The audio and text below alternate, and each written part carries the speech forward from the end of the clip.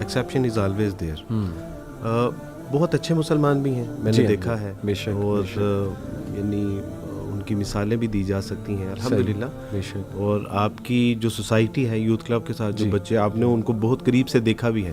اصل میں شاید پرابلم یہ ہے کہ ہم صحیح طرح سے خصوصاً پیرنٹس جو ہیں وہ بچوں کو دین کنوے نہیں کر پائے, ایک بات. دوسری بات یہ ہے کہ مجھے کسی نے پوچھا کہ کیا آپ نبی صلی اللہ علیہ وسلم کے اوپر جو ہے وہ ایمان لا رہے ہیں یا ایمان لا چکے ہیں, تو کیا آپ نے نبی کریم صلی اللہ علیہ وسلم کو دیکھا ہے؟ تو میں نے ان سے کہا کہ میں آپ کو کس طرح بتاؤں کہ میں نبی کریم صلی اللہ علیہ وسلم کی ایک جو پرسنالٹی ہے اس سے شاید میں ایسی ہی محبت کرتا ہوں جیسے میں نے ان کو دیکھا ہے, جتنا میں نے ان کو پڑھا ہے, جتنا میں نے ان کو ویژولائز کیا ہے, جتنا میں نے ان کو اسٹڈی کیا ہے, میں نے آپ کی سیرت کردار کو میں نے پڑھا ہے. مجھے ایسے ہی لگتا ہے کہ جیسے میں نے نبی کریم صلی اللہ علیہ وسلم کو دیکھ رہا ہوں, اور اگر میں نے دیکھا ہوتا تو شاید اس سے زیادہ جو ہے محبت کرتا ہے, ایک بات. دوسری بات یہ ہے کہ ہمارے نیو مسلم جب کمپیریٹیو اسٹڈی کرتے ہیں یا وہ اسلام کو پڑھتے ہیں تو وہ واقعی ان حد و حال کو جو ہے نا وہ ایک ان کی ایک فیلنگ ڈفرینٹ ہوتی ہے. مسلمان کی شاید یہ فیلنگ کہ وہ اس کو یہ فار گرانٹیڈ اسلام ملا ہے اور وہ مسلمان ہے اور وہ کسی حال میں بھی رہے گا تو وہ مسلمان انشاءاللہ وہ آخرت میں کامیابی اور کامران ہوگا. اللہ کرے کامیابی اور کامرانی ہمارا مقدر, لیکن ایسا ہوگا نہیں. تو نیو مسلم کا کانسیپٹ یہ نہیں ہوتا, اس کو ڈے فرسٹ یہ پتہ چل جاتا ہے کہ میں نے جو دین پڑھا ہے اگر میں نے اس کے مطابق یعنی زندگی بسر نہیں کی تو میری کامیابی اور کامرانی کے کوئی امکانات, کوئی فائدہ ہی نہیں ہوا مجھے. پھر یہاں میں آپ سے عرض کرتا ہوں کہ نیو مسلم کمیونٹی ہے ہماری, اور نیو مسلم کی جو کالز اور ان کے جو سوالات آتے ہیں بعض اوقات ہنسی آتی ہے.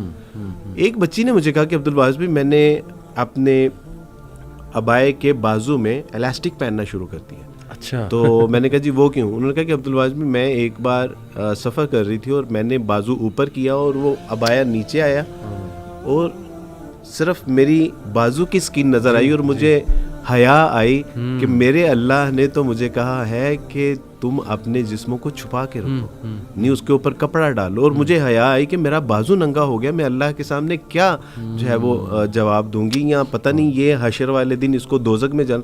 تو کہا کہ عبدالواحد بھی میں نے اس کے ساتھ کمپرومائز ہی نہیں کیا, میں نے الاسٹک ڈال لیا. لوگ مجھے میرا مذاق اڑاتے ہیں, تو عبدالواحد بھی میں نے ٹھیک کیا کہ نہیں ٹھیک کیا. میں نے کہا بیٹے تم نے بالکل ٹھیک کیا.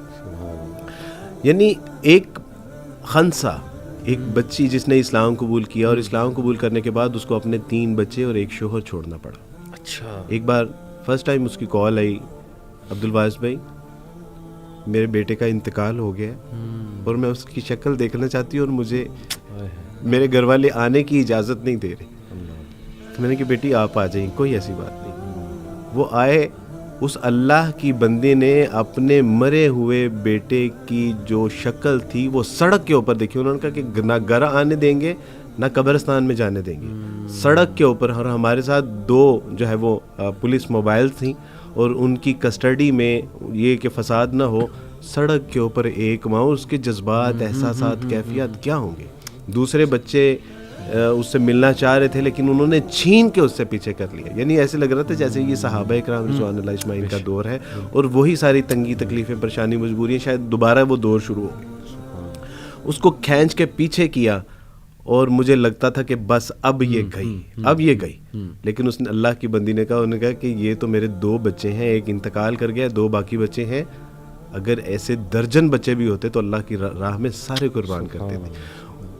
میں نے ایک لمحے کے لیے میں نے آبزرو کیا کہ یہ کیوں اس طرح کر رہی ہے, اور وہی آپ والی بات تھی. میں نے کہا کہ اس نے اس دین کی حقیقت اس کے اوپر اللہ نے آشکارا کی ہے. اس نے جو اسلام کو پڑھا ہے, اس نے جو قرآن کو پڑھا ہے, اس کے اندر جو رسول اللہ کی محبت پیوست ہو گئی ہے نا, وہ ہے جو پیچھے بول رہی